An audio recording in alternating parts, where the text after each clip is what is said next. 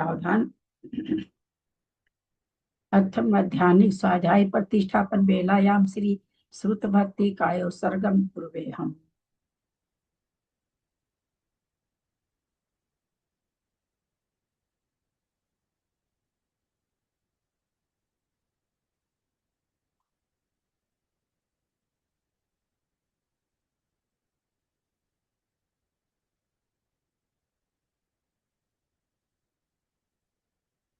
कोटि शतम द्वादशैव कोटि लक्षानि स्वीति तदिकानि चैव पञ्चाशदष्टो सहस्र संख्यामेतत् श्रुतं पंचपदं नमामि अरहन्तभासि यतं कनहरदेव्यं गन्धियं सम्मं प्रणमामि भक्तियुक्तो सुधना नमो वै शिरसा इच्छामि मध्ये सुधभक्ति कावसको कौतोसलं सम्रान् संतस संचरित गाँव सको तो सल जंगो बंग पई नहीं पाउडे परियम सुत पढ़मान वो पुगिया चलिया से सत्य तै धमा धमकाय नित्य काल मच्चे मी पूजे मी बंदा मी नमस्सामी दुख को कम को बोहिलाओ सुगई गमनम समाहि वर्णम जिन गुण संपत्ति हो मज्जम अत मध्याह्निक स्वाध्याय प्रतिष्ठापन बेलायाम श्री आचार्य भक्ति कायो सर्गम पूर्वे हम।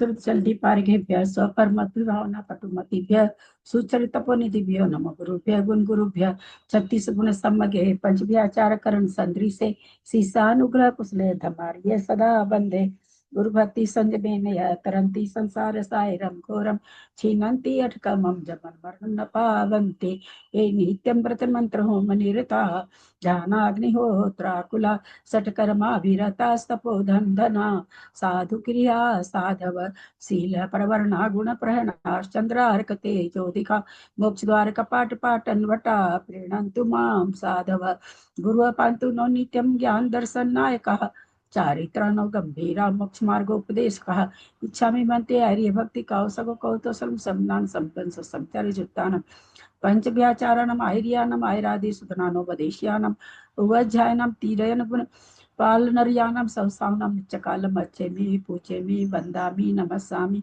दुःखतो कर्मको बोहिलाओ सुगैगमनम समाहि मरणम जिनगुण संपत्ति हो मध्यम ओकारं बिंदु संयुक्तं नित्यं ध्यायन्ति योगिनः कामदं मोक्षदं च ओंकाराय नमो नमः अविरल शब्दघन होगा प्रक्षाली सकल भूतल कलंका मुनि विरूपासी तीर्था सरस्वती हरतु न दूरितम् अज्ञानतिमिरान्धानां ज्ञानाञ्जन शलाकया चक्षुरुन्मिलितं येन तस्मै श्री गुरुवे नमः श्री परम गुरुवे नमः परम्पराचार्य गुरुभ्यो नमः सकल कलुष विध्वसकं श्रेष्ठां परिवर्धकं धर्म संबंधकं भविजीवमन प्रतिबोधकारकं पुण्य प्रकाशम पापनाशमिदम शास्त्रम श्री गोमठसार जीवकांड नामधेयम अस्य मूल ग्रंथ करता श्री सर्वज्ञ देवास्तर ग्रंथ करता श्री गंधर देवा प्रतिगंधर देवा तेषां वचन सारता मासाद्य श्रीमत नेमि चंदाचार्य विरचितम इदम शास्त्रम श्रोता सावधान ते शृण्वन्तु मंगलम भगवान वीरो मंगलम गौतमो गणि मंगलम कुंद कुंदाद्यो जैन धर्मोस्तु मंगलम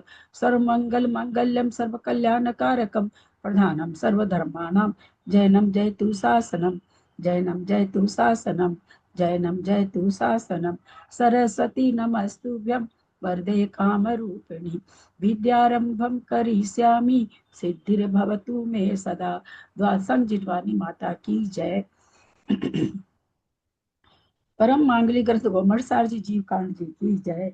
आचार्य भगवंत श्री नेमीचंद आचार्य की जय। पंडित परवर श्री रत्नचंद मुक्तार जी की जय। अढ़ाई दीप में विराजमान सभी आचार्य उपाध्याय सर्व साधु के चरणों में नमोस्तु नमोस्तु नमोस्तु। सभी आरिका माता जी के चरणों में वंदामि वंदामि वंदामि। सभी छुल्लक छुल्लिका एलक के चरणों में इच्छा में इच्छा में इच्छा में। सभी प्रतिमाधारी के चरणों में ग्रुप में विराजमान प्रतिमाधारी के चरणों में वंदना वंदना वंदना। रूप में विराजमान पूज्य बाबूजी नेमीचंद भाई साहब और भी जो भी पूज्य जन हो सबका सादर चरण स्पर्श सभी से सादर जय जिनेन्द्र। हम लोग परम मांगल्य ग्रंथ गोमठसार जी जीव कांड जी का स्वाध्याय कर रहे हैं जिसको आचार्य भगवंत नेमीचंद आचार्य ने गाथा रूप में प्राकृत भाषा में लिखा है, और इस पर पंडित प्रवर रत्नचंद मुक्तार जी की टीका है, उससे हमारा स्वाध्याय चल रहा है। ग्रंथ के अंदर 20 पर का वर्णन है, उसके द्वारा जीव जीव की पहचान कराई गई है। हम लोग सबसे पहले आचार्य 14 गुण स्थानों में 5 प्रकार के भाव में कौन कौन से भाव होते हैं, इसका हमें 6 उपसम कराया।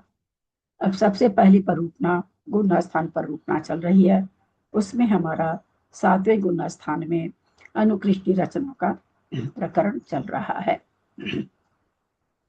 सिद्धम शुद्धम पर्णमीय जिनिंद वर्णेमि चंद्रमकलंकम गुणरयन भूषणुदयम जीवस परुगणम गोच्छम।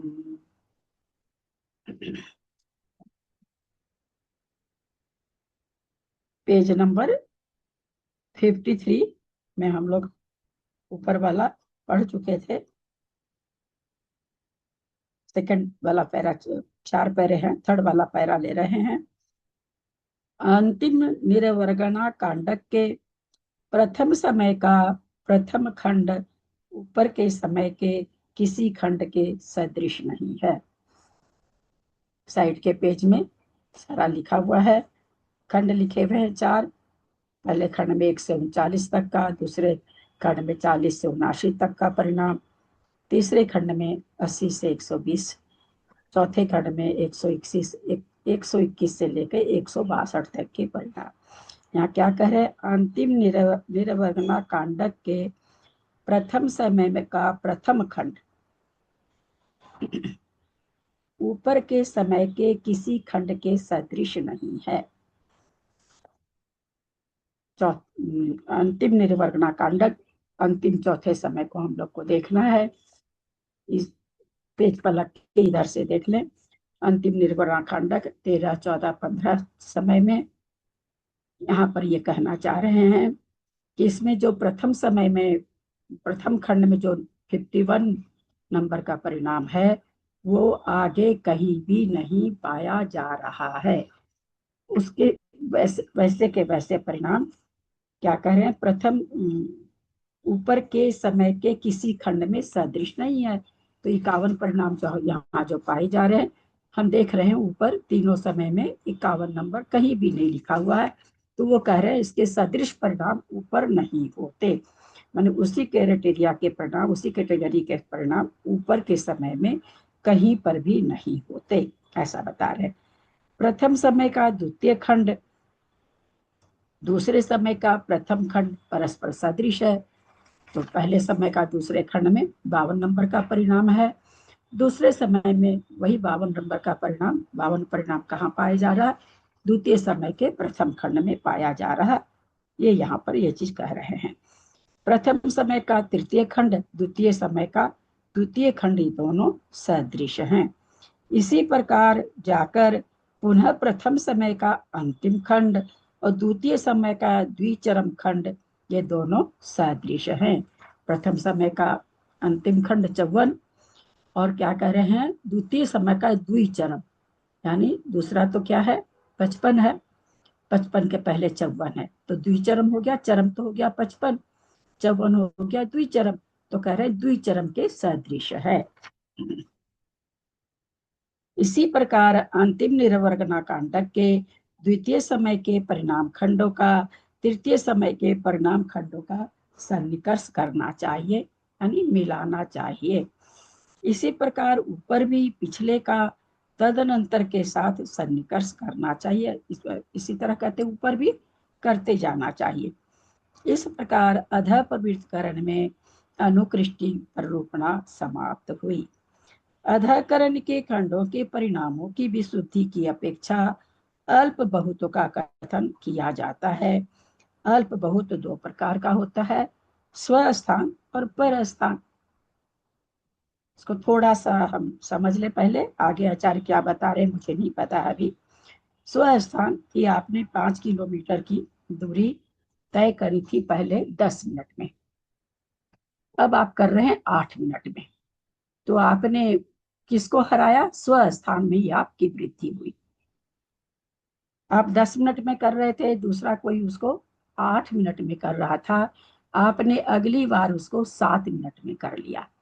तो ये जो आपकी जीत हासिल हुई, ये पर स्थान से हुई। ये एक ऐसा उदाहरण से स्थान पर स्थान हम समझ सके, इसके लिए हम ये छोटी सी बात बोले हैं। देखते हैं आगे क्या बताते हैं। हाँ, कुछ बोल रहे कोई? कोई चीज नहीं पूछना हो किसी यहाँ का, तक तो? नहीं किसी का खुला था ना, वो आवाज आई, कोई कुछ बोल नहीं रहा है। प्रकरण थोड़ा सा बदल रहा है कुछ यहाँ तक। कोई चीज अभी तक जितना पढ़े हैं, जितना समझे हैं, उसमें से कुछ समझना हो, कुछ पूछना हो तो पूछ सकते हैं, क्योंकि थोड़ा सा प्रकरण। मुझे जरा सा ये पूछना था, जैसे पहले पहले में तो जो परिणाम हुए, एक 39 से 162 जो हुए, मतलब पहले समय में जो परिणाम हुए 162 परिणाम हुए। सबसे पहले 139 हुए, फिर 40, मतलब ऐसे हुए। लेकिन दूसरे में आपने मुझे बताया था कि 163 से, मैंने ऐसा सुना था, पता नहीं मैंने गलत सुना क्या, 163 से 205 हुए। तो 163 से 205 मुझे समझ आया कैसे हुए? आपने बताया कल, मतलब इसमें मैंने ऐसा सुना। हाँ, यहाँ देखिए, ऊपर देखिए, टेबल देखिए, 52 नंबर पेज में।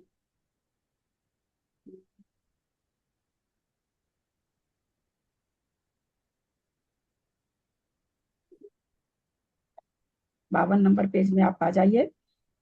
तो के परिणाम कितने हो रहे हैं, एक देखेंगे आप, टेबल 52 नंबर पेज में आखिरी पंक्ति में देखिए, 163 से लेकर के 205 तक के परिणाम हो रहे हैं यहाँ पर।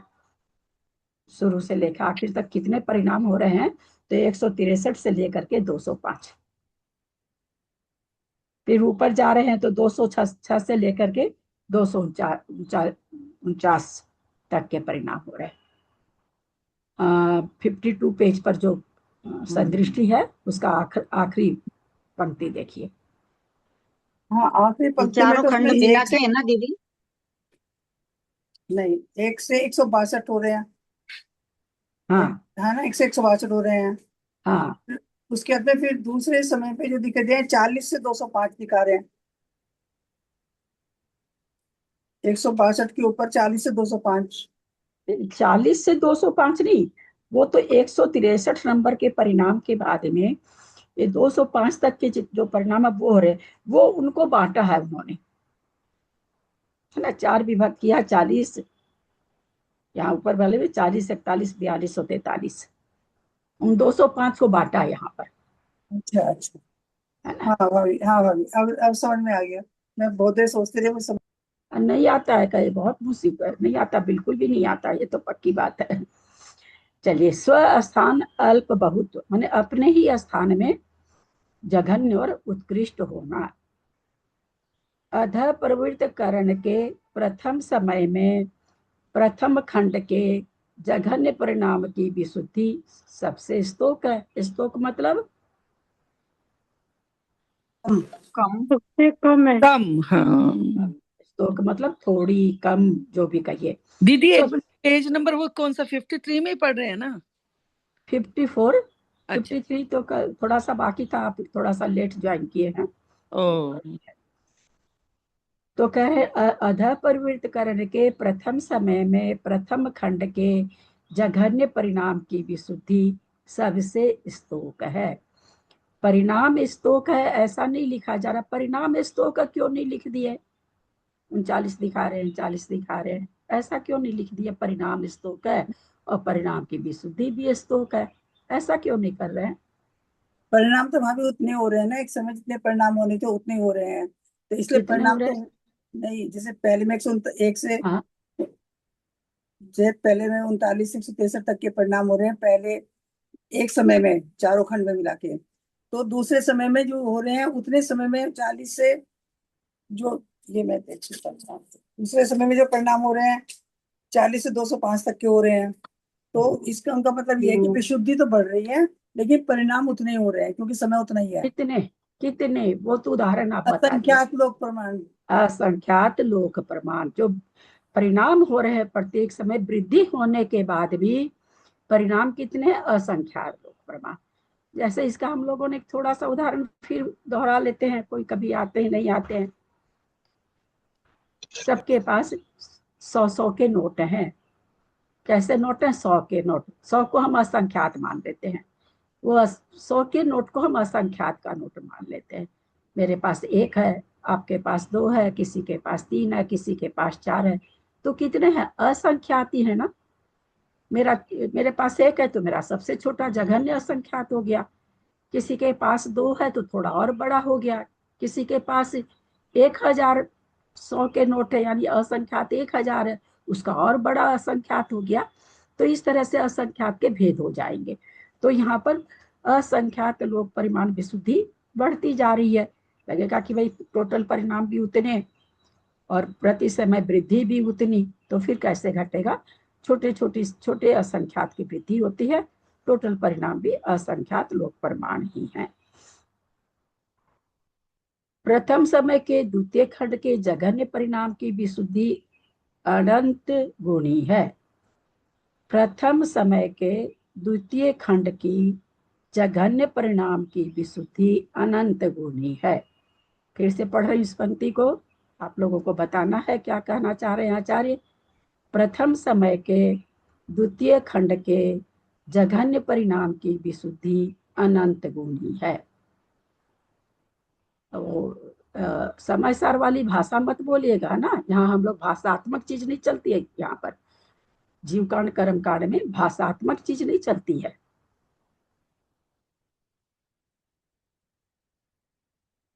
क्या मतलब हुआ बताइए तो। दूसरे दूसरे प्रथम समय का द्वितीय खंड का जघन्य परिणाम का जो हम अभी आचार्य उदाहरण लिए हैं, उसमें कौन सा नंबर होगा? 40 नंबर। 40 नंबर होगा। तो बस वो बोले कि 4, और वहां 1 से 39 तक है, और दूसरा क्या है? 40 है। तो ये क्या बताना चाह रहे हैं कि 39 से 40 में भी अंतर कितना है? विशुद्धि अनंत गुणी विशुद्धि है। पहले का उत्कृष्ट परिणाम 39, दूसरे खंड का 40 जघन्य परिणाम पहले के उत्कृष्ट परिणाम से दूसरे खंड का जघन्य परिणाम भी अनंत गुना विशुद्धि लिए हुए है। मैं फिर बोल रही हूँ, ध्यान से सुनेंगे। पहले खंड में 1 से 39 परिणामों की संख्या दिखाई आचार्य ने, दूसरे में 40 से शुरू करी। स्वस्थान अल्प बहुत में आचार्य क्या बताने जा रहे हैं कि पहले खंड का अंतिम परिणाम 39, और एक तो सबसे स्तोक हो गया 39, और दूसरे समय का पहला परिणाम 40। तो पहले खंड का 39 परिणाम पहले खंड के लिए उत्कृष्ट परिणाम हो गया वो, पर दूसरे खंड का जो जघन्य परिणाम है वो भी उससे अनंत गुनी विशुद्धि लिए हुए है, न कि असंख्यात और संख्यात। यानी 39 के बाद 40 वाला जो परिणाम है वो कैसा है? अनंत गुनी विशुद्धि वाला है। समय कौन सा है? समय एक ही है।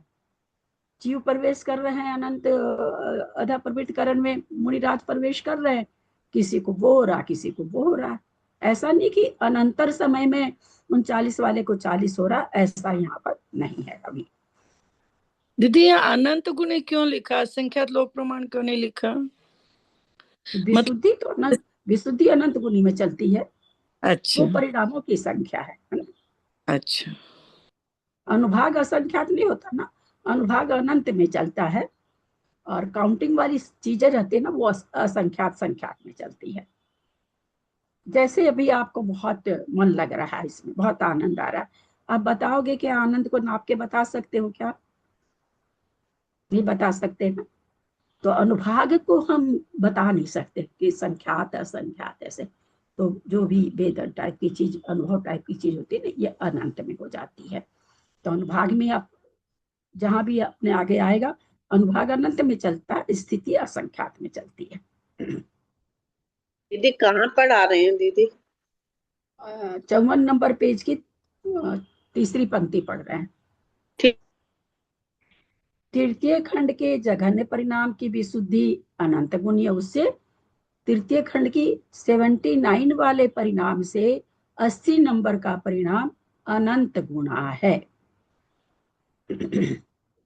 प्रथम समय के अंतिम खंड के जघन्य परिणाम की विशुद्धि अनंत गुणी है। तीसरे वाले से अनंत गुणी है।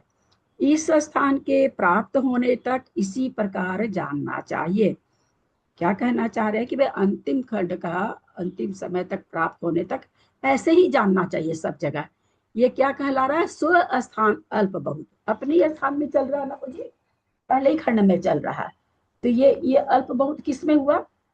उस वो जघन्य है, उससे वो उत्कृष्ट है, इससे वो जघन्य। अल्प बहुत मतलब थोड़ा और ज्यादा।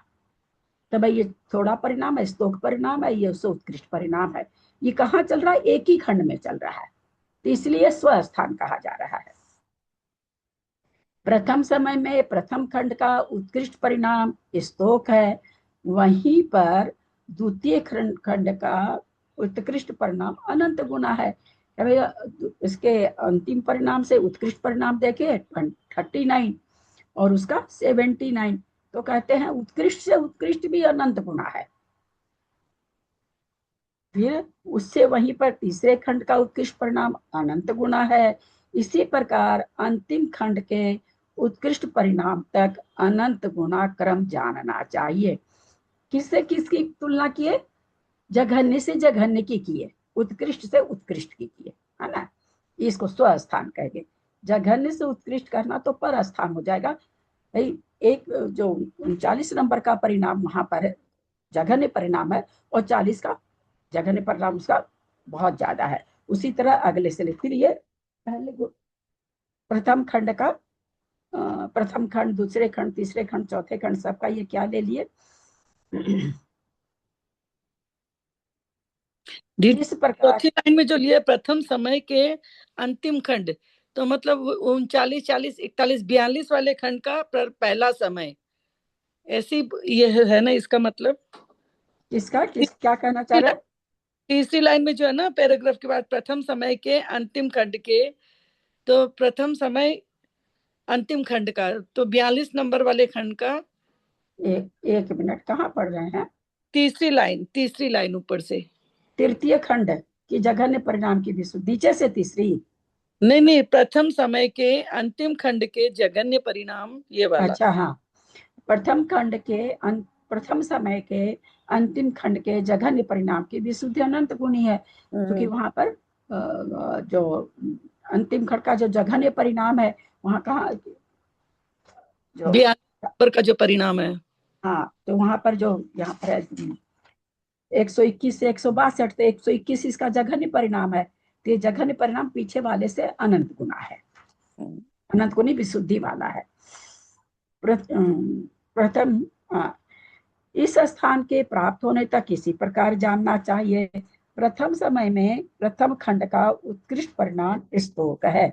अब उत्कृष्ट की दृष्टि से देखा जा रहा है, तो क्या पाया जा रहा है कि प्रथम समय का जो सबसे अंत वाला परिणाम है वो सबसे छोटा है। प्रथम खंड के जितने उत्कृष्ट परिणाम है उन सब में वह सबसे छोटा है, स्तोक है, छोटा है। एक से दूसरा, तीसरा, चौथा, 1 से 39 में पहला से दूसरा, तीसरा, ये भी अनंत गुना बढ़ते हुए है क्या? हाँ, विशुद्धि 1 से 39 हाँ हाँ बाबूजी, प्रत्येक परिणाम की विशुद्धि बढ़ेगी, प्रत्येक अनंत गुणी बढ़ते हुए थे, अनंत गुणी बढ़ते हुए थे। हाँ, जैसे कोई 139 में किसी ने 38 नंबर का परिणाम किया पर विशुद्धि की, और किसी ने 2 नंबर की विशुद्धि की, दोनों में अंतर रहेगा बाबूजी, ओ, ठीक, विशुद्धि में अंतर रहेगा। हाँ, उससे वहीं पर हाँ, एक कहाँ आ गया? हाँ, प्रथम समय में 5वीं पंक्ति पढ़ रहे हैं। प्रथम समय में प्रथम खंड का उत्कृष्ट परिणाम स्तोक है। तो एक तरफ तो उत्कृष्ट लिख रहे हैं, एक तरफ स्तोक लिख रहे हैं। तो क्यों लिख रहे हैं? क्योंकि आगे के जो उत्कृष्ट परिणाम है उससे स्तोक है ना। क्योंकि क्या चल रहा है यहाँ? तुलनात्मक चल रहा, तुलना कर रहे हैं, आपस में परिणामों की तुलना कर रहे हैं कि कौन सा परिणाम किससे, क्या क्या स्वस्थान अल्प बहुत का कथन कर रहे हैं कि कौन सा छोटा है, कौन सा बड़ा है, तो तुलना हो रही है। तो उत्कृष्ट कहते हुए भी क्या कह रहे हैं? स्तोक है, वो अपनी जगह तो उत्कृष्ट है, लेकिन जब आगे के उत्कृष्ट परिणाम से उसकी तुलना करते हैं तो वो स्तोक है। ये चीज समझ में आ रही है? एक तरफ तो उत्कृष्ट लिख रहे हैं, एक तरफ स्तोक लिख दिए, ये तो विरोधाभास हो गया। तो अपनी जगह वो सबसे चार भाई के 3-3 बेटे हैं। अब रामचंद्र जी का तीसरा बेटा अपने घर में सबसे लंबा है, लेकिन वही लक्ष्मण जी का जो बेटा है वो उससे भी लंबा है। तो अपने घर में तो वो सबसे बड़ा हो गया, लंबा हो गया, लेकिन जब लक्ष्मण के बेटे के सामने खड़ा होता है तो वो बड़ा हो गया, है ना। तो यहाँ पर क्या समझ, यहाँ पर है उत्कृष्ट, लेकिन रामचंद्र जी के घर के हिसाब से तो वो उत्कृष्ट है, लेकिन जब उसकी दूसरे घर से तुलना की जाती है तो वो उससे छोटा है। तो वही यहाँ पर कह रहे हैं कि प्रथम समय के प्रथम खंड का उत्कृष्ट परिणाम स्तोक है। तो है प्रथम समय का तो वो उत्कृष्ट है, लेकिन स्तोक कैसे है, आगे के उत्कृष्ट वालों से सबसे छोटा है। छोटा यानी विशुद्धि कम है। उससे कहीं वहीं पर द्वितीय खंड का उत्कृष्ट परिणाम अनंत गुना है। द्वितीय खंड का उत्कृष्ट परिणाम 79। उससे वहीं पर तीसरे खंड का उत्कृष्ट परिणाम अनंत गुना है 121। इसी प्रकार अंतिम खंड के उत्कृष्ट परिणाम तक अनंत गुना क्रम जानना चाहिए। यानी जघन्य से जघन्य भी अनंत गुना है, उत्कृष्ट से उत्कृष्ट भी अनंत गुना है। कौन सा, पहले ही समय के परिणामों की तुलना हो रही है, एक ही समय के परिणाम। तो इसको इसीलिए इसको क्या कहा गया, स्वस्थान अल्प बहुत, क्योंकि एक ही समय का वर्णन चल रहा है, ऐसा नहीं कि दूसरे समय में तीसरे समय में। जिस प्रकार प्रथम समय के खंडों का कथन किया है, उसी प्रकार दूसरे समय से लेकर अध्यात्मकरण के अंतिम समय तक प्रत्येक खंड के प्रति प्राप्त जघन उत्कृष्ट परिणामों का स्वस्थान अल्प बहुत का कथन करना। बोले जैसे हमने पहले समय में किया वैसे आप दूसरे समय में भी कर लो, तीसरे में भी कर लो, तो ये क्या हो जाएगा, अल्प बहुतों का कथन हो जाएगा, स्वस्थान अल्प बहुत हो जाएगा। पर स्थान अल्प बहुत। अब इसमें देखिए क्या कह रहे हैं, ध्यान से सुने सब कोई।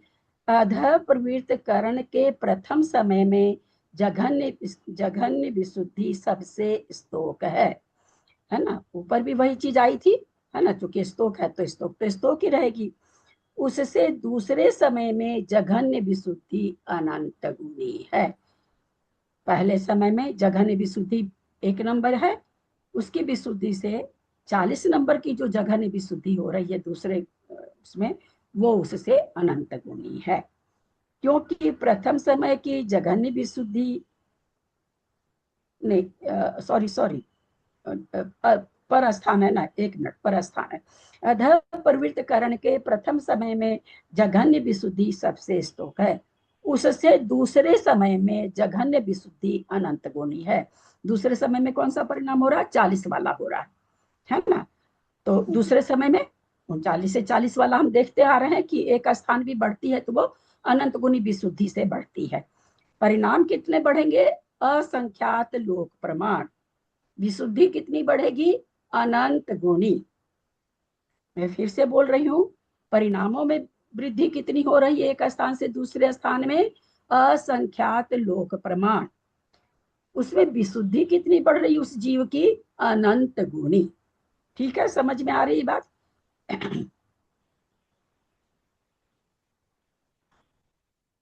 इसको अपने मोटे रूप में समझना चाहे, जैसे मान लीजिए कि कोई बहुत अच्छी मेरी साड़ी है और फंस गई, फंस के फट गई एक बार, तो झटका लगा बहुत कस के, नई साड़ी पहनी, आज थी 20,000 की साड़ी थी, अगले ही समय में तुरंत स्वाध्याय किए थे, हमको क्या हुआ, तुरंत से हमारा स्थान बदल गया। तो दूसरे ही समय में विशुद्धि कितनी ज्यादा हो गई, समय कितना, समय तो बहुत थोड़ा सा ना, परिणाम कितना बदला होगा उतनी देर में, 4, 8, 10, 12 परिणाम बदला नहीं रही। 2-4 मन में चिंतन आया होगा, अरे क्या हुआ, फट गई तो आज इसको फटना ही था, ठीक है ना, फट गई तो और आ जाएगी क्या, ये ऐसे करे 5-7 परिणाम आएंगे। और विशुद्धि कितनी बढ़ गई, एकदम से मन ठंडा हो गया, एकदम से मन शांत हो गया कि नहीं हमको संक्लेश नहीं करना है। तो अध प्रवृत्ति के प्रथम समय में जघन्य विशुद्धि सबसे स्तोक है, उससे दूसरे समय में, है ना, आप समय दे रहे हैं, है ना, प्रथम समय का खंड नहीं बता रहे हैं। क्या अंतर है यहाँ पर, पहले प्रथम समय के सारे खंड स्वस्थान में एक ही समय का तुलनात्मक विश्लेषण हुआ, और पर स्थान में अलग अलग समय से विश्लेषण हो रहा कि पहले समय से दूसरे समय में क्या हो रहा, दूसरे से तीसरे में क्या हो रहा, ऐसा बता रहे हैं।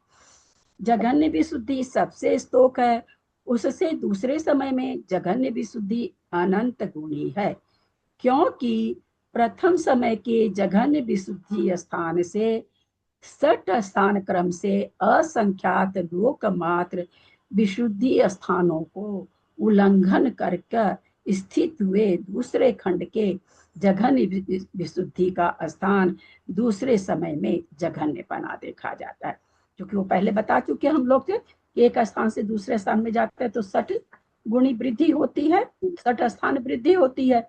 तो 60 स्थान वृद्धि होती तो बहुत सारी वृद्धि हो गई। तो वही कह रहे हैं कि ऐसा क्यों हो रहा है, क्योंकि प्रथम समय की जघन्य विशुद्धि स्थान से 60 स्थान क्रम से क्रम पूर्वक ही जाएंगे असंख्यात लोक मात्र विशुद्धि स्थानों को उल्लंघन कर स्थित हुए दूसरे खंड के जघन्य विशुद्धि का स्थान दूसरे समय में जघन्यपना देखा जाता है।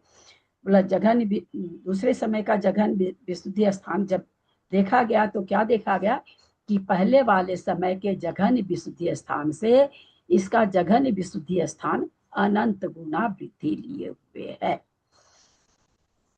दोनों के जघन्य जघन्य की तुलना हुई है। इस प्रकार अंतर्मूर्त पर जाकर स्थित हुए प्रथम निर्वर्गना कांडक के अंतिम समय के प्राप्त होने तक इसी क्रम से जघन्य विशुद्धि प्रति समय अनंत गुणित क्रम से जाती है। अनंत अनंत गुणित माने गुना होते हुए विशुद्धि प्रथम निर्वर्गना कांडक का 39 था पहले, जाते जाते लास्ट में कितना हो जाता है 45 हो जाता है। तो क्या जघन्य को ले लेंगे तो पहले वाला ले लेंगे 42। तो इस तरह से कहते हैं कि ये अनंत गुनी विशुद्धि से बढ़ता हुआ जघन्य परिणाम भी इतना विशुद्ध हो जाता है। यहाँ ये भाव भाषणा करा रहे हैं, आगे उसमें भी बता रहे हैं, इसमें शर्त वाली चाल नहीं है, इसमें तो ऐसे ही। प्रथम निर्वर्गना कांडक की चरम समय की जघन्य विशुद्ध चरम समय की प्रथम निर्वर्णा कांडक के चरम समय की जघन्य विशुद्धि से उसी निर्वर्णा कांडक के प्रथम समय की उत्कृष्ट विशुद्धि से अनंत गुणी है। प्रथम चरम समय की जघन्य चरम समय की विशुद्धि यानी जो सबसे लास्ट वाला है प्रथम समय का प्रथम निर्वर्णा कांडक का लास्ट कौन सा 45 है। तो 45 की जघन्य विशुद्धि को कहते हैं यहाँ पर। इस कैसे होगा 42 ही होगा ना। एक मिनट देकर 40 41 41 42 जघन्य चरम समय की प्रथम निर्वर्णा कांडक की चरम समय की जघन्य विशुद्धि से चरम समय की चरम समय चौथा हुआ, या तो उसको 42 ले लो, 42 तो नीचे भी है, देखते हैं क्या कह रहे हैं, आगे आगे खोलेंगे, या तो 42 ले रहे हैं या फिर 45 ले रहे हैं, क्या देखते हैं। प्रथम निर्वर्णा कांडक की चरम समय तो चौथा समय हुआ जघन्य विशुद्धि से, तो जघन्य विशुद्धि 42 ही लेते हैं यहाँ पर। उसी निर्वर्णा कांडक के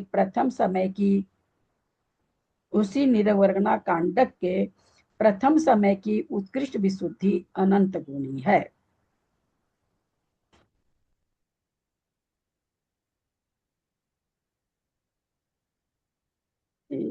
बयालीस नंबर को अनंत गुणी बताए, इसमें शर्त वाली चाल नहीं बताएंगे, दिखाए। फिर से पढ़ रहे हैं इसको। प्रथम निर्वर्णा कांडक के चरम समय की जघन्य विशुद्धि से, प्रथम निर्वर्णा कांडक के चरम समय की जघन्य विशुद्धि, चरम समय की जघन्य विशुद्धि से उसी निर्वर्णा कांडक के प्रथम समय की उत्कृष्ट विशुद्धि अनंत गुणी है, क्योंकि उक्त जघन्य विशुद्धि प्रथम समय के अंतिम खंड की जघन्य विशुद्धि के सदृश है।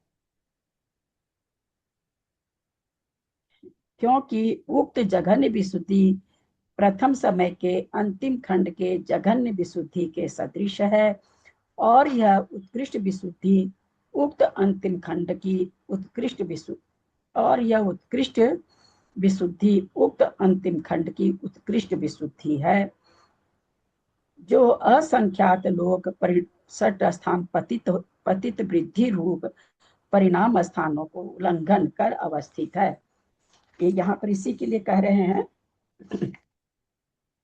जघन्य विशुद्धि चरम निर्गुणा के चरम समय की जघन्य विशुद्धि। चरम समय तो इसका चौथा समय हुआ, उसकी जघन्य विशुद्धि। 174 ये यहाँ पर अब अलग से खंड की विशुद्धि नहीं बताना चाह रहे हैं। कोई चौथे समय में प्रवेश कर गया है जीव, उस चौथे समय में उसको जो विशुद्धि जघन्य विशुद्धि जो हो रही, उस जीव को चौथे समय में जो जघन्य विशुद्धि है, उससे उसी निर्गुणा कांडक के प्रथम समय की पढ़ रहे थे ना, प्रथम निर्गुणा कांडक के चरम समय की जघन्य विशुद्धि से भी चरम समय की जघन्य विशुद्धि से उसी निर्गुणा कांडक के प्रथम समय की उत्कृष्ट विशुद्धि अनंत गुणी है, क्योंकि उक्त जघन्य विशुद्धि प्रथम समय के अंतिम खंड की जघन्य विशुद्धि के सदृश है। यानी ये कहना चाह रहे हैं प्रथम समय की उत्कृष्ट विशुद्धि 42 है, जघन्य विशुद्धि 42 है, जघन्य विशुद्धि प्रथम समय के अंतिम खंड की, अंतिम खंड 42 है, अंतिम खंड का 42 के समान ही चौथे समय में क्या हो रहा है, हाँ 42 ही है ना, 42 अंतिम खंड की विशुद्धि 42 यहाँ दिया है। और उससे ये कह रहे हैं जो चौथे समय में 42 आ रही है, चौथे अंतिम चरम खंड के चरम समय की प्रथम समय की चरम निर्गुणा कांड के प्रथम समय की उत्कृष्ट विशुद्धि अनंत पुण्य, क्योंकि उत जघन्य विशुद्धि प्रथम समय के अंतिम खंड की जघन्य विशुद्धि के सदृश है। और यह उत्कृष्ट विशुद्धि उक्त अंतिम खंड की उत्कृष्ट विशुद्धि है, जो असंख्यात लोक प्रमाण स्थान पतित रूप परिणाम स्थानों को उल्लंघन कर अवस्थित है। यहाँ पर ये कहना चाह रहे हैं कि यहाँ जो 42 नंबर का परिणाम है, हालांकि परिणाम वहां पर भी 42 हो रहा है, लेकिन ये क्या कह रहे हैं कि 60 स्थान पतित हो करके उल्लंघन कर करके वो स्थान आया है, चौथे समय में आया है, और ये पहले समय का है, तो स्थानों की उल्लंघन करके आया है। तो यह उत्कृष्ट विशुद्धि कौन सी, जो प्रथम समय की जो उत्कृष्ट विशुद्धि है, उक्त अंतिम खंड की उत्कृष्ट विशुद्धि है, जो यह उत्कृष्ट विशुद्धि उक्त अंतिम खंड की उत्कृष्ट विशुद्धि है, जो असंख्यात लोक प्रमाण 60 स्थान पतित रूप वृद्धि परिणामों को उल्लंघन कर अवस्थित है।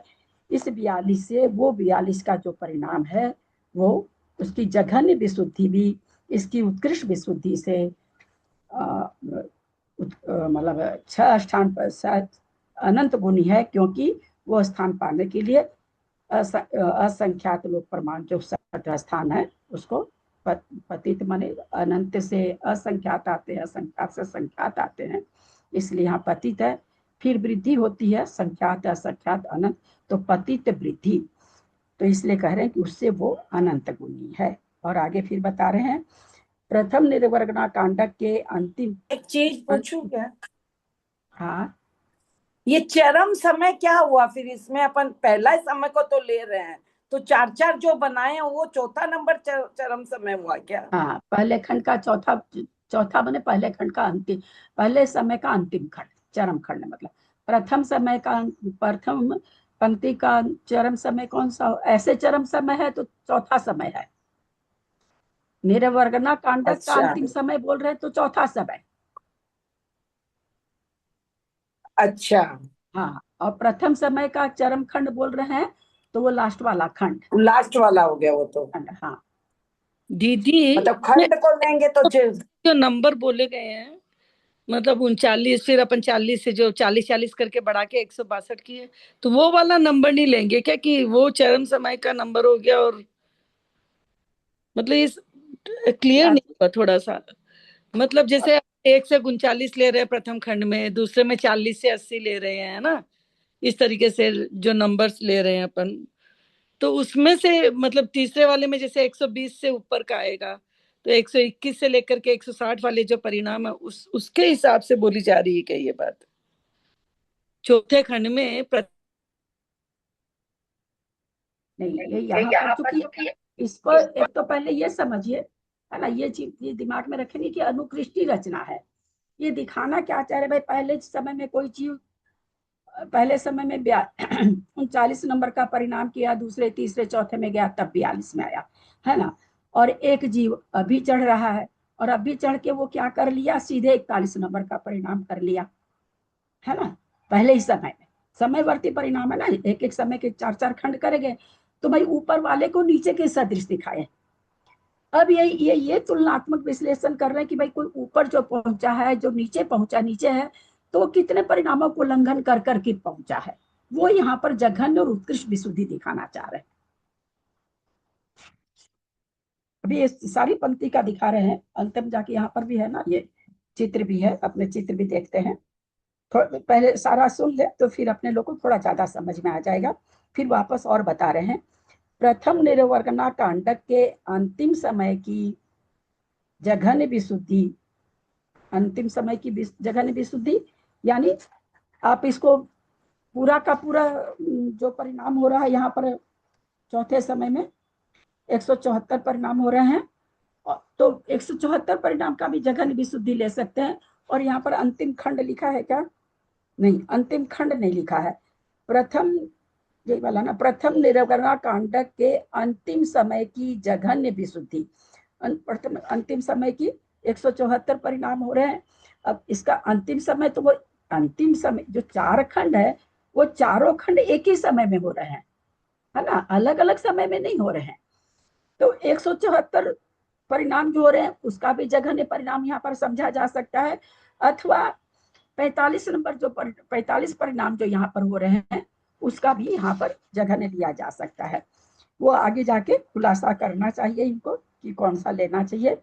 तो ये क्या कर, अंतिम समय की जघन्य विशुद्धि से, प्रथमो निर्वर्गणा कांडक के अंतिम समय की जघन्य विशुद्धि से, अंतिम समय में जितनी विशुद्धि पाई जा रही है उसमें जो सबसे जघन्य विशुद्धि से दूसरे निर्वर्गणा कांडक के प्रथम समय की जघन्य विशुद्धि अनंत गुणी है ना।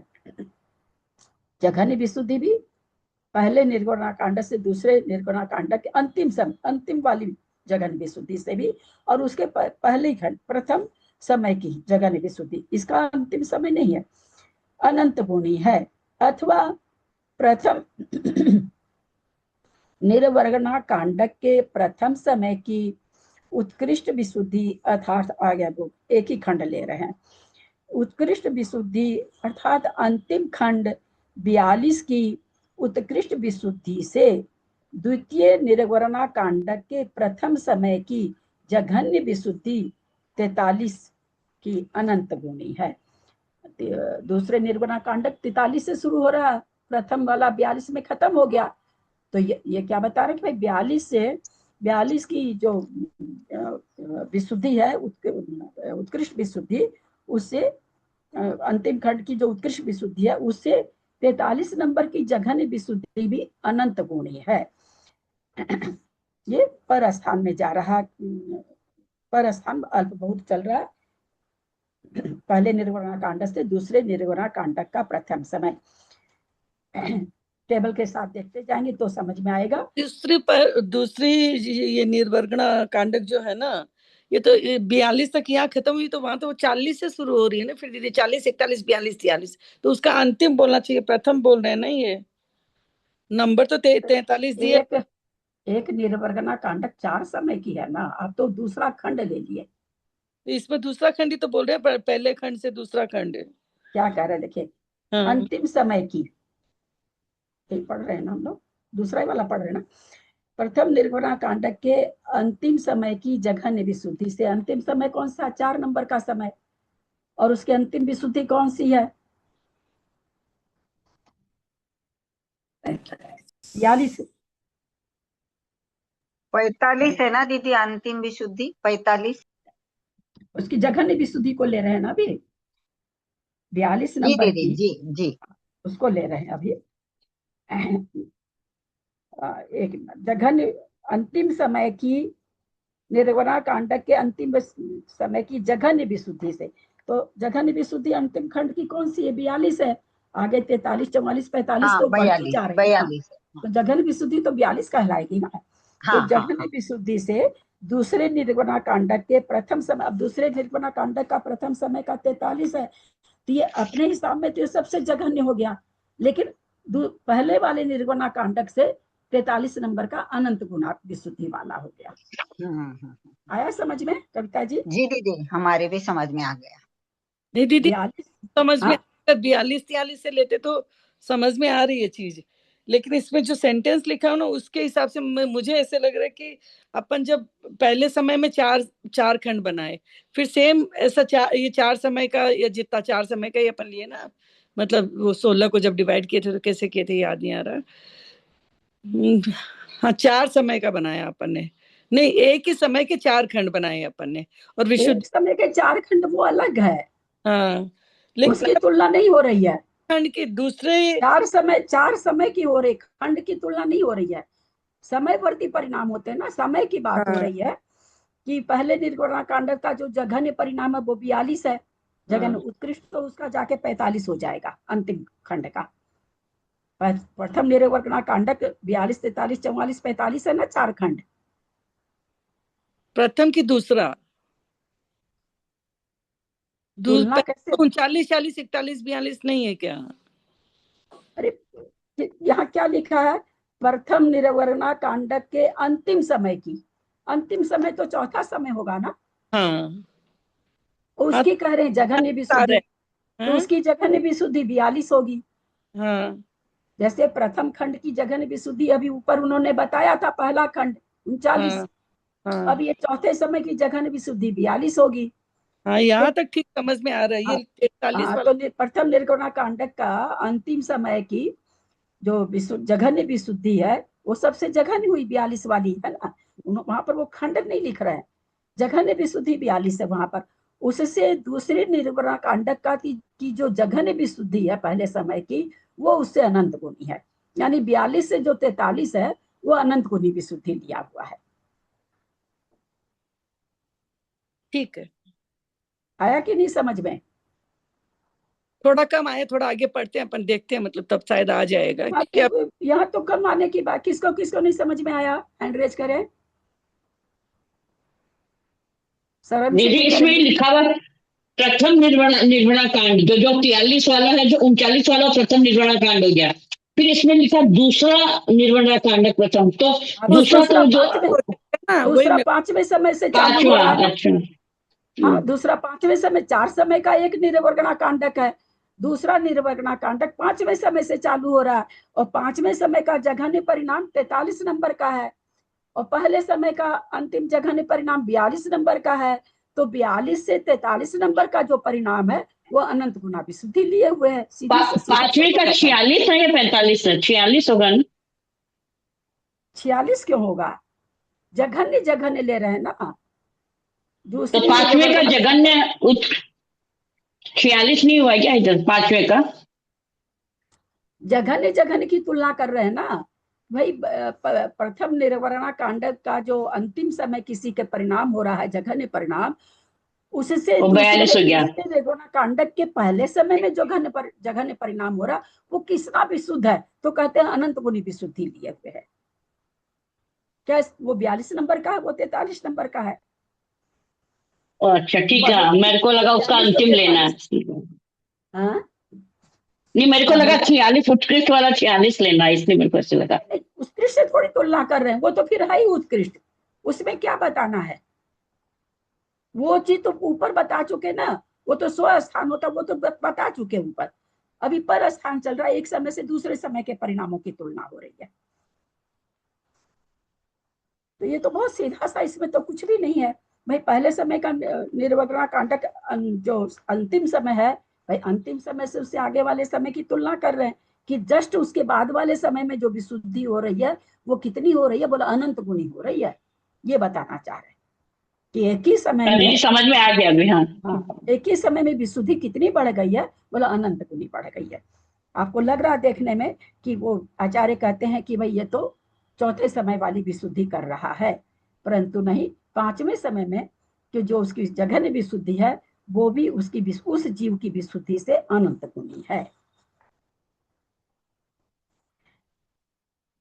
फिर से पढ़ रहे हैं इसको। प्रथम निर्वर्गना कांडक के अंतिम समय की जघन्य विशुद्धि से, यानी 42 नंबर की अंतिम समय की जघन्य विशुद्धि लेना। अंतिम समय की जघन्य विशुद्धि 42 नंबर, वो नहीं, आगे वाला नहीं, आगे तो बढ़ता जा रहा ना विशुद्धि, उस समय की जघन्य विशुद्धि को लेना है। इसलिए लास्ट वाला खंड नहीं लेना, पहले वाला खंड लेना है। अथवा प्रथम निर्वरणा कांडक के प्रथम समय की उत्कृष्ट विशुद्धि अर्थात अंतिम खंड 42 की, कहते हैं आप या तो वो ले लो, या ये 42 नंबर जो पहले समय की अंतिम खंड उसमें भी 42 है, तो कहते हैं कि उसकी उत्कृष्ट विशुद्धि हुई। पहले समय की 42 नंबर क्या है? उत्कृष्ट विशुद्धि है। चौथे समय में 42 नंबर क्या है? जघन्य विशुद्धि है ना। वो एक ही निर्वरा कांडक में पहले तो बता रहे हैं भाई जो 42 नंबर वाला परिणाम है वो जघन्य भी है और उत्कृष्ट भी है। पहले समय में लेते हैं प्रवेश के पश्चात तुरंत, तो वो उस समय उत्कृष्ट में आ रहा है, लेकिन 4 समय अगर चौथे समय में देख रहे हैं तो वो उस समय उत्कृष्ट कहला रहा है, चौथे समय के। तो फिर यहाँ करें अंतिम, कहाँ गया, प्रथम समय की उत्कृष्ट अर्थात अंतिम खंड 42 की उत्कृष्ट विशुद्धि से, है ना, दोनों तरह से बता दिए। द्वितीय निर्वर्गना कांडक के प्रथम समय की जघन्य विशुद्धि यानी जो 43 परिणाम हो रहे हैं अनंत गुणी है, एकदम सीधा ही लिखा हुआ है।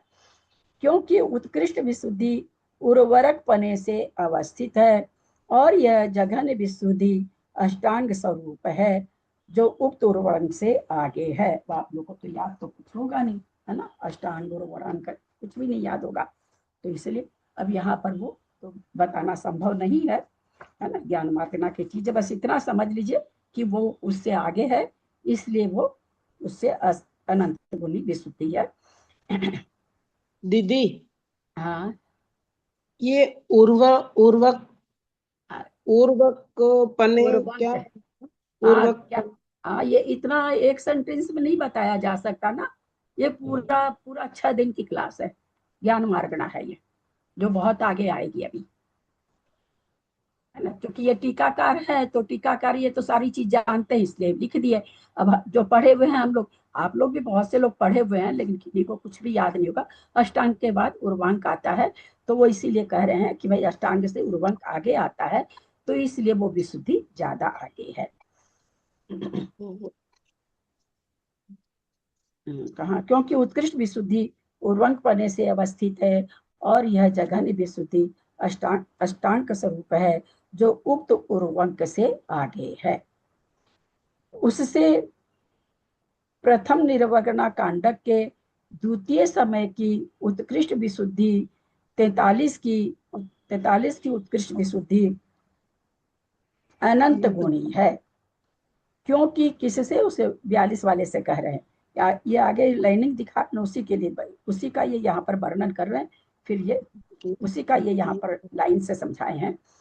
उक्त क्योंकि उक्त जघन्य विशुद्धि से द्वितीय समय के अंतिम खंड 43 के जघन्य परिणाम स्वरूप है और यह उसी अंतिम खंड 43 की उत्कृष्ट विशुद्धि है जो जघन्य से असंख्यात लोक प्रमाण 60 स्थान पतित वृद्धि स्थानों का उल्लंघन कर अवस्थित है। तो एक चीज को लगाइए, उससे, किससे, जो अभी ऊपर पढ़ लिए हैं उससे प्रथम निर्वर्गना कांडक के द्वितीय समय की उत्कृष्ट विशुद्धि, द्वितीय समय की उत्कृष्ट विशुद्धि कितनी है? लास्ट उत्कृष्ट विशुद्धि 43 है, जघन्य कहते तो 40 होता, उत्कृष्ट कह रहे हैं तो 43 है, तो दूसरे समय की उत्कृष्ट विशुद्धि अनंत गुणी है। किससे? इस 42 से, है ना, इस 42 से इसकी उत्कृष्ट विशुद्धि अनंत गुणी है। किस 42 से? द्वितीय निर्वरणा कांडक के प्रथम समय की जघन्य विशुद्धि से। ये उससे तुलना कर रहे हैं, अपने आप से नहीं कर, क्योंकि पर स्थान चल रहा है। क्योंकि उक्त जघन्य विशुद्धि द्वितीय समय के अंतिम खंड 43 के जघन्य परिणाम स्वरूप है, क्योंकि उक्त जघन्य विशुद्धि द्वितीय समय चल रहा, क्योंकि उक्त जघन्य विशुद्धि द्वितीय समय के अंतिम खंड 43 के जघन्य परिणाम स्वरूप है, और यह उसी अंतिम खंड 43 की उत्कृष्ट विशुद्धि है, जो जघन्य से असंख्यात लोक प्रमाण 60 स्थान पतित वृद्धि स्थानों को उल्लंघन कर अवस्थित है। 43 नंबर का जो परिणाम है वही 60 स्थान पतित होकर के 42 से आ रहा है, फिर उसी हिसाब से आगे तक ये सारा वही वर्णन है। इस प्रकार इस पद्धति रीति से अंतर्मूर्त काल प्रमाण एक प्रत्येक निर्वरणा कांडक को अवस्थित कर उपरिम अधस्थन जघन्य और उत्कृष्ट परिणामों को अल्प बहुत कहना चाहिए। यह सब अल्प बहुत सभी निर्वर्णा कांडकों का क्रम से उल्लंघन कर पुनः द्विचरम निर्वर्णा कांडक के अंतिम समय की उत्कृष्ट विशुद्धि 53 की उत्कृष्ट विशुद्धि से अध परिवर्त करण के अंतिम समय की जघन्य विशुद्धि 54 की जघन्य विशुद्धि है। 53 की अंतिम निर्वाणा कांडक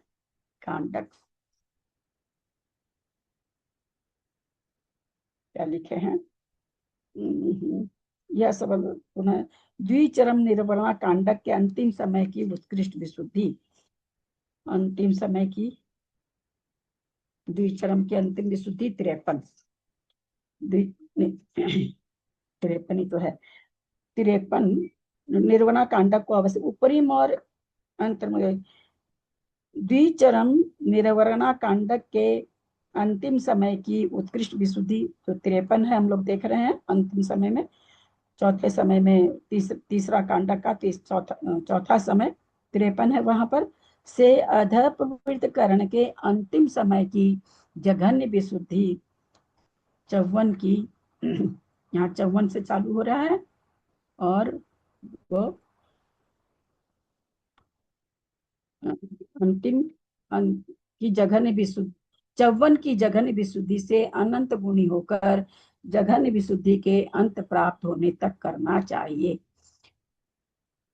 53 की उत्कृष्ट विशुद्धि से लेकर के 54 की जघन्य विशुद्धि, ऐसे ये जो यहाँ बनाए ना चित्र, उसी को ये वर्णन कर रहे हैं, सारा इसी चित्र का ही ये वर्णन कर रहे हैं। प्रथम निर्वरणा कांडक के दूसरे समय की उत्कृष्ट विशुद्धि 43 की विशुद्धि से ऊपर द्वितीय निर्वरणा कांडक के दूसरे समय की जघन्य विशुद्धि 44 की जघन्य विशुद्धि अनंत गुणी है। इसको चित्र देखने पहले तो थोड़ा ज्यादा समझ में आएगा। 1 से 16 तक समय दिखा रहे हैं, देख रहे हैं ना, ऊपर में लिखा हुआ 1 2 3 4 5 6 7 8 9 10 11 12 13 14 15 16। तो पहले समय में, सबसे पहले समय में जघन्य विशुद्धि है, दूसरे में भी जघन्य है, तीसरे में भी जघन्य है, चौथे में भी जो 121 नंबर का परिणाम है वो जघन्य है। 162 नंबर का परिणाम है वो वहां पर पहले खंड का उत्कृष्ट परिणाम हो गया। नीचे लिखा हुआ वो 3 नहीं है, उत्कृष्ट है। अब 162 से अब जो आगे के उसमें जा रहे हैं तो कह रहे हैं कि 163 नंबर का परिणाम है वो दूसरे समय का जघन्य परिणाम हो गया। 162 तक तो परिणाम पहले समय में हुआ, अब वह 163 से चालू होगा। टेबल में अनुकृष्टि रचना दिखानी, इसलिए परिणामों को सेम दिखाना, इसलिए वहां 40 41 42 है। तो 163 नंबर का परिणाम है वो क्या होगा, वहां पर जघन्य हो जाएगा, और 205 नंबर का जो अंतिम परिणाम है वो वहां पर उत्कृष्ट हो जाएगा दूसरे खंड में, दूसरे समय में। फिर तीसरे समय में 206 नंबर का जो परिणाम है वो तीसरे समय का जघन्य परिणाम हुआ। 249 है क्या, नहीं 249 तो नहीं है, कितना है लिखा हुआ, हाँ 249 है। 249 नंबर का परिणाम वो तीसरे समय में उत्कृष्ट परिणाम कौन सा होगा, तो 249 वाला होगा। फिर चौथे समय में 250 वाला परिणाम जघन्य होगा, इससे और जघन्य नहीं हो सकता है। और 294 वाला वहां पर उत्कृष्ट परिणाम कौन सा पाया जाएगा? 294 वाला। फिर अगले दूसरे निर्वर्णा कांडक में आ रहे हैं तो वहां पर 295 वाला जघन्य हो जाएगा और 340 वाला उत्कृष्ट हो जाएगा। फिर इसी तरह से आगे 388 है क्या? सोचता ही नहीं। फिर 341 है, 81 है दीदी, 381 मेरे 70 नहीं, 87 381 है शायद। 381 है। 381 ही लग रहा है हमको अभी। 381 का जघन्य परिणाम हो गया क्योंकि 380 तो नीचे ही है, तो वो उस समय का 87 है दीदी। छठे समय का जघन्य हो गया। और उसी छठे समय में अंतिम खंड वाला उत्कृष्ट होता है, अंतिम खंड का अंतिम परिणाम उत्कृष्ट होता है। तो यहाँ पर कह रहे हैं कि वहां पर 435 नंबर का जो परिणाम हो रहा है वो सबसे उत्कृष्ट है। छठे समय में इससे उत्कृष्ट परिणाम किसी जीव को भी नहीं हो सकता है। फिर 8वें समय में 7वें समय में आए तो 388 नंबर का परिणाम, इससे नहीं कोई अगर 8वें समय में जीव प्रवेश कर गया है तो इससे नीचे वाला परिणाम उसको नहीं होगा। तो ये जघन्य परिणाम है। और उसी छठे समय में अगर किसी को हो रहा है तो 435 नंबर का उत्कृष्ट परिणाम हो रहा है, इससे उत्कृष्ट परिणाम नहीं पाया जाएगा। वही जीव है फिर 8वें समय में आ रहा है, अंतर्मुक्त काल उसको पूरा करना है 16 समय का।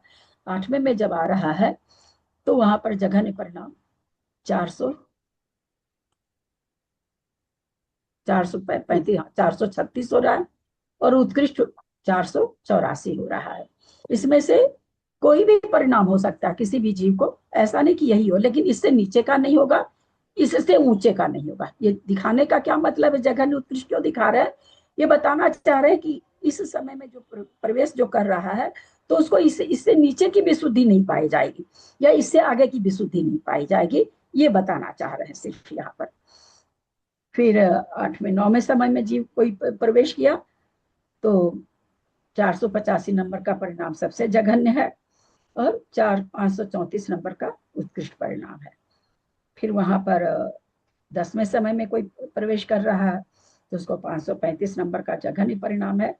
525 ये सेम, बस यही ये जो ये बताए है ना, क्योंकि ये निर्वर्णा कांड दूसरा खंड तीसरा खंड ऐसे लिख रहे हैं तो अपने लोग को लग रहा कैसे, वो इसी टेबल का यहाँ पर वर्णन किया है। 10वें समय में आया तो 535 जघन्य, 585 उत्कृष्ट। 11वें समय में आया तो 586 का उसको जघन्य परिणाम है, 637 का उत्कृष्ट परिणाम है। अगले समय में 638 जघन्य है, 680 लग रहा है, 680 का, हाँ 680 का उत्कृष्ट परिणाम है। यहाँ 681 का है और 90 और 84 का है। और फिर इस तरह से करते करते वो कहते हैं 912 परिणाम सारे उसके यहाँ पर, जो 912 नंबर का परिणाम, या सारे परिणामों को जब हम छोड़ेंगे तो इनकी संख्या कितनी होगी? टोटल इन परिणामों की संख्या कितनी होगी? ये 16 समय के परिणामों 3072 बताए थे ना, 3072 होगी। बहुत अच्छा, तो वो यही बताए हैं। दीदी प्रणाम करती हूँ दीदी। यानी 51 पेज पे जो चार्ट है वही 52 पेज पे खुला करके लिखा है पूरा डिटेल में, है ना? ऐसा ही है ना दीदी? हाँ, उसका विस्तार कर दिए कि कहाँ से कहाँ विस्तार तक, किया, जी कहाँ से कहाँ तक के परिणाम हो रहे हैं वो दूसरे पेज में बताए हैं। और हाँ। यहाँ पर जघन्य कि भाई अगर होगा तो किसी को कौन सा परिणाम होगा, कैसे जघन्य होगा, पहले तो भाषा में लिख दिए और फिर ये इस तरह से इसी चित्र को ये यहाँ पर विस्तार करके बोले हैं और यहाँ पर कुछ भी नहीं है। यानी बात एक ही है, इन्होंने और डिटेल गए हैं अंदर समझाने को। जी दीदी। इस चित्र में 1 से 16 तक की संख्या अधः प्रवृत्तकरण के समयों के सूचक है। कोष्ठक के भीतर की संख्या निर्वर्णा कांडक में 4 समय होते हैं। जह से जघन्य का, ये दे दो मेरे को मीठा। उत्कृष्ट उ से उत्कृष्ट का म्यूट सूचक करो है। अनीता दीदी म्यूट करेंगे आप। 1 से 40 आदि संख्या जघन्य परिणाम को प्रकट करती है। 162, 205 आदि संख्या उत्कृष्ट परिणाम की सूचक है। जघन्य से जघन्य, जघन्य से अन्य जघन्य, जघन्य से उत्कृष्ट, उत्कृष्ट से जघन्य, जघन्य से उत्कृष्ट, उत्कृष्ट से जघन्य, उत्कृष्ट से अन्य उत्कृष्ट। इन सब स्थानों में विशुद्धि अनंत गुनी बढ़ती है। यानी जघन्य से जघन्य में भी जा रहे हैं। 162 का जो जघन्य वहां पर जघन्य परिणाम, आगे भी 163 का जघन्य परिणाम। तो कहते जघन्य से जघन्य की विशुद्धि कितनी है? अनंत गुनी है। जघन्य से उत्कृष्ट की भी अनंत गुनी है। उत्कृष्ट से उत्कृष्ट की भी अनंत गुनी वृद्धि है। विशुद्धि अनंत गुनी बढ़ती है। समय हो गया अपना, ये थोड़ा सा ये टेबल देख लेते फिर बंद करते हैं। पुनरुक्त प्रथम स्थान और अंतिम समय के अन्य 2 स्थान। पुनरुक्त प्रथम स्थान, ये सारे स्थान कौन से हैं? 40, 41, 42, 43, 44, ये सब कौन सा है? ये पहला स्थान है।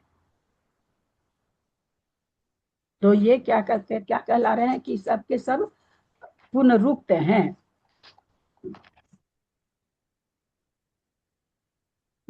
पेज इसको निकालेंगे, पेज नंबर कौन सा? 51 है क्या? हाँ, 51 नंबर पेज निकालेंगे। तो ऊपर में क्या दिया? पुनरुक्त प्रथम स्थान, वो प्रथम स्थान जो पुनरुक्त हैं, है ना। तो यहाँ पर 40 से पुनरुक्त चालू हुआ, तो 40, 41, 42, 43, इस तरह से ये सारे स्थान ऊपर ऊपर पुनरुक्त हैं, कहे गए हैं। केवल 39 नंबर का नहीं कहा गया है। और क्या कह रहे हैं? अंतिम स्थान के अन्य 2 स्थान। अंतिम स्थान का अपुनरुक्त, क्योंकि पुनरुक्त बता रहे हैं ना, तो कहते हैं अंतिम समय के 2 स्थान 55 और 56। तो बोलिए, और फिर इधर क्या दिए? पुनरुक्त अंतिम स्थान और प्रथम समय के अन्य 2 स्थान।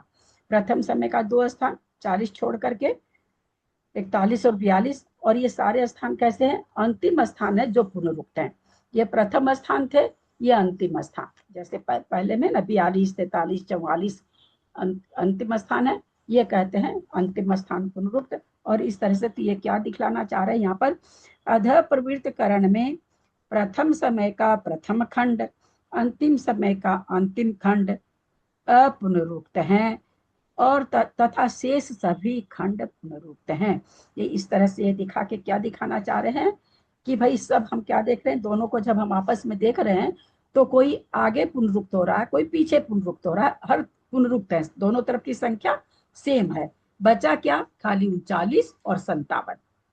तो वो ही ऐसा बना के ये बताना चाह रहे हैं कि ये पुनरुक्त हैं, बाकी सभी के सभी स्थान पुनरुक्त हैं। इस प्रकार अध प्रवृत्तकरण का कथन पूरा हुआ।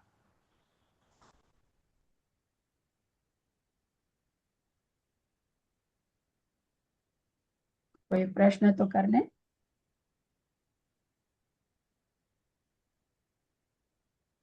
थोड़ा बहुत देखिए, हम लोग तो कम से कम मतलब ग्रुप के लोग भी 10 बार तो हो ही चुका है कम से कम, और हम तो बहुत बार पढ़ लिए हैं।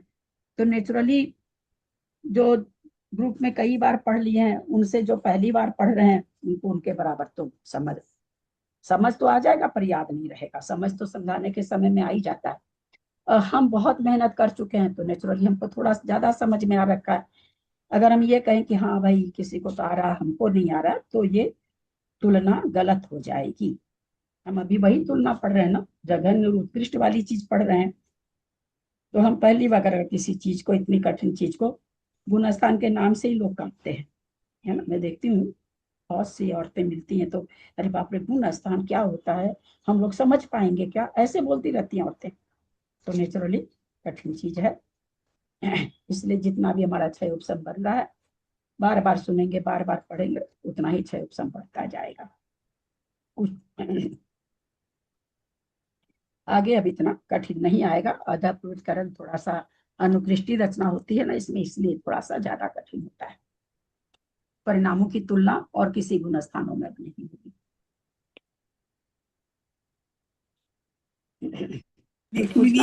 अभी तो मैंने से लिख भी लिया और समझ में भी आ गया, लेकिन ऐसे तो भाभी 2 दिन बाद में ही हम तो भूल जाएंगे सब। तो मैं तो 1 दिन बाद ही भूल जाएंगे।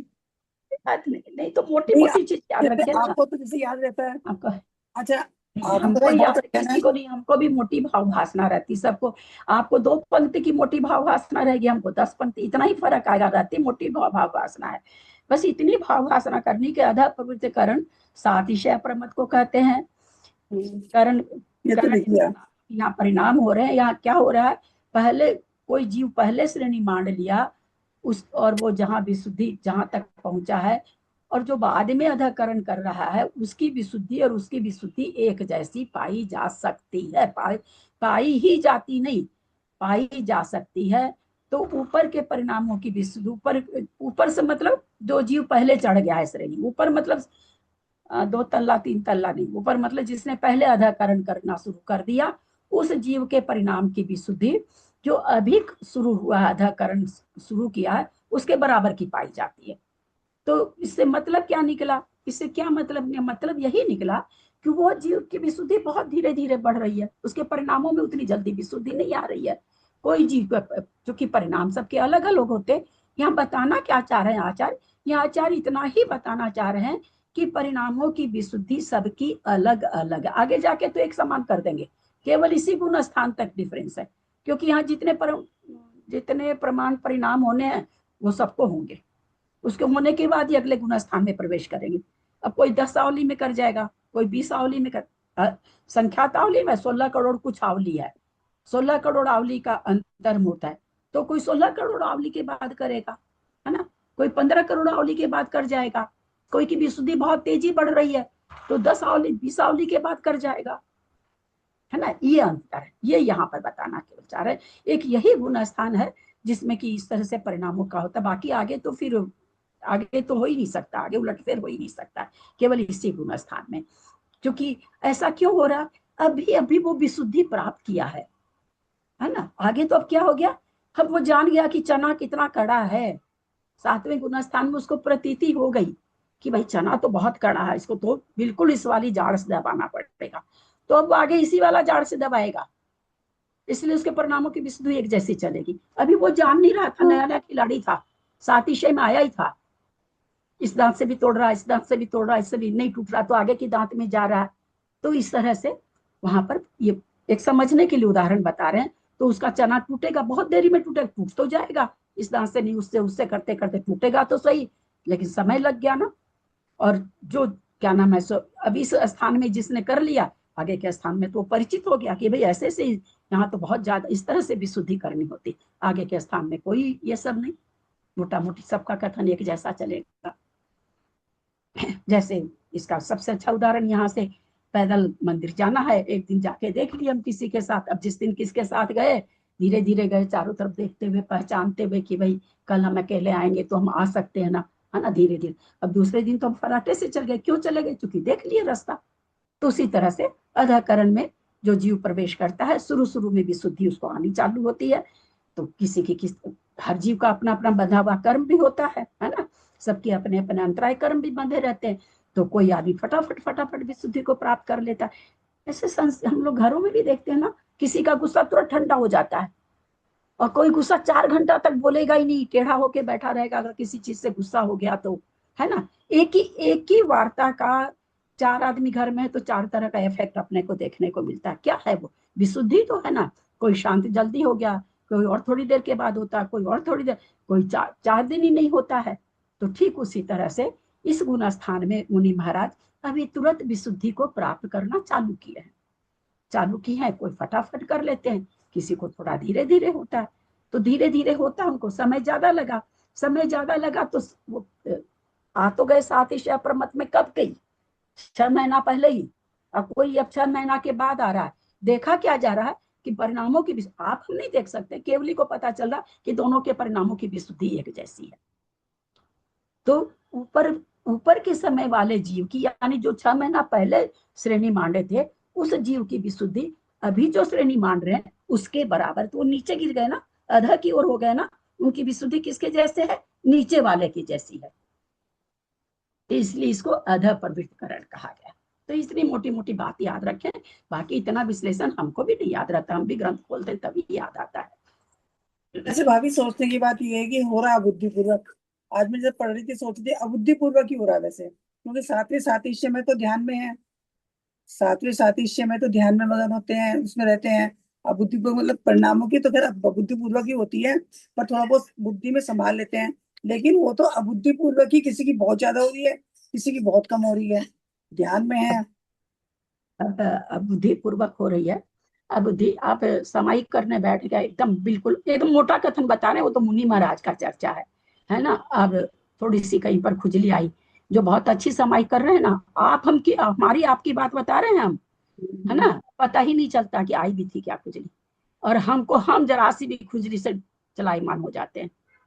सामायिक तो आप भी कर रहे हैं, सामायिक तो मैं भी कर रही हूँ, है ना। ये भी ये भी ठीक।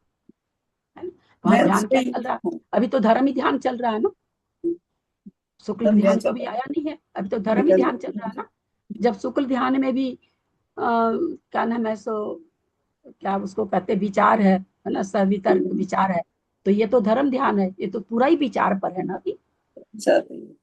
पूरा ही विचार पर है। अब तो बुद्धिपूर्वक तो कह ही नहीं सकते, बुद्धिपूर्वक ही चल। बुद्धिपूर्वक से यहाँ क्या समझना है कि वो ऐसे नहीं, ऐसा नहीं हुआ अरे मेरा तो उधर ध्यान चला गया, मैं अब अपने को समेटूं, इसमें लगाऊं, ये यहाँ पर बुद्धिपूर्वक मतलब ये हम्म, ये बुद्धिपूर्वक वहां पर कोई विशुद्धि नहीं बढ़ा रहे हैं, ये कहा हम्म, जाता है ना।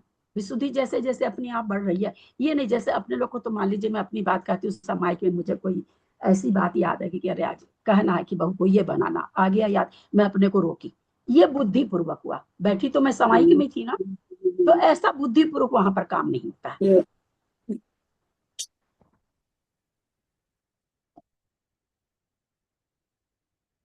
ताकि आप लोग ये जो क्वेश्चन करते हैं भाई, मैं जिनवानी माँ से भी क्षमा मांगूंगी, लोग ऑडियो वीडियो सुनते हैं उनसे भी, मैं अपनी तर्कना के हिसाब से बुद्धि, क्योंकि इस तरह की चीजें कहीं लिखी हुई है नहीं, मुझे तो नहीं मिलती लिखी हुई कोई इतना इतना कि कोई ऐसे तो ऐसे तो ऐसे तो इसलिए अगर कुछ गलत हाँ, बुद्धि देखे नहीं तो नहीं नहीं, वो मैं लिखी सबसे क्षमा नहीं। मांगती हूँ। मैं तो बुद्धि से लगता है कि हाँ ये बात शास्त्र की कट नहीं रही है, तो उस हिसाब से मैं बोल देती हूँ। फिर भी कोई जरूरी नहीं कि सही हो, गलत भी हो सकता है। इतना ये तो नहीं, अथाह हमारा सागर है, यहाँ तो एक शंका लोटा में समाधान तो हो गया ना, शंका का हाँ समाधान तो नहीं, हो गया ना। शंका का समाधान सही तो होना ही चाहिए ना, गलत नहीं होना चाहिए, ये बात है।